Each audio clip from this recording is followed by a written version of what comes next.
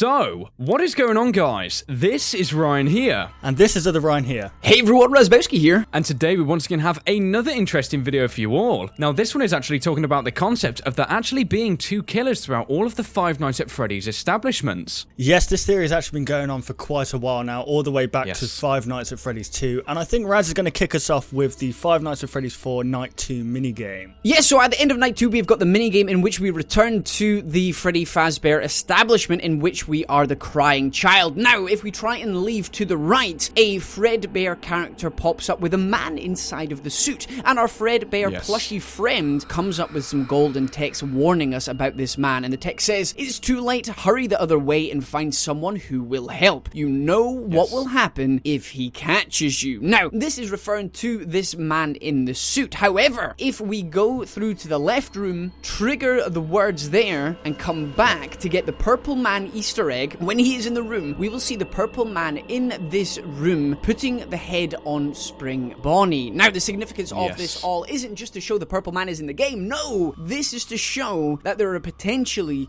two killers. Yes, and this is where things start to get very interesting, because when we first all saw this, as Razzbowski actually said, we thought that this was just a reference to the purple badged guy still existing. But, you know, as Scott said, we've missed all of the deeper mysteries within Five Nights at Freddy's 4, and we really have to think about what we're being presented visually throughout each of these nights in the minigames, and we have to think about that concept alone. The fact that this kid is clearly concerned about this Fredbear character, and when we go back to this screen, we see the purple guy Easter egg, it just makes a little bit too much sense, because it's quite clear he probably wasn't referring to him initially when we've got this Fredbear character in plain sight. Yeah, I personally myself believed that this Fredbear character was actually this purple guy who's meant to represent this purple guy, because obviously the fear that comes from this child in this minigame. And we have to think that this purple man Easter egg is nothing more than an Easter egg. It wasn't meant to happen during the story. It was meant to be an extra thing added on to show that he is in the establishment, like you were saying. So yeah, this could back up potentially that there is more than one killer, definitely. Yeah, it's just the fact that you got the golden text, which is our Fredbear plushie friend, is saying, you know what will happen if he catches you. And initially we just assumed that this is the purple man, the killer. But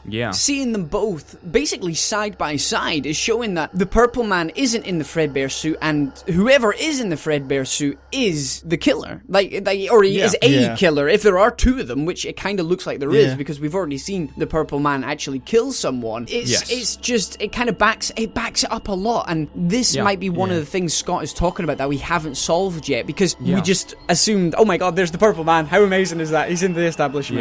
Yeah, exactly. And another thing as well, quickly, just as a quick side tangent, is it's interesting how this purple badge guy has this specifically unique colour about him when you compare it to the other two humans who are clearly still working in the establishment. So I think this is here to possibly differentiate between the guy in the Fredbear costume and the purple badge guy, so we know these are definitely two totally different people. Yep, definitely. And we know from the newspaper articles as well that a yellow suit's actually used to kill the children, and we don't actually see the purple guy dressed up in a yellow suit at all throughout the whole games until he's actually killed right at the very end in Five Nights at Freddy's 3. So it just further backs up that maybe the purple guy isn't the maybe he is a murderer of some kind, but he isn't the one that's, he hasn't murdered all of them, if you know what I mean. Yes, and this is referring back to the Five Nights at Freddy's 1 establishment, guys, when sometimes we can actually see on the, I believe it's the East Hall, we can see the newspaper clippings appearing on the walls, and it will seemingly tell the story of when 4 children, or I believe it may have been a total of more, were led to a back room, presumably murdered, and then this convict who actually did all the murdering was apparently captured. Which doesn't make sense, because we know the purple guy to exist in Five Nights at Freddy's 2 to then murder a further 5 more people. It gets confusing, because when you put the newspaper article together saying somebody has been captured, you've also got the Five Nights at Freddy's 3 minigame,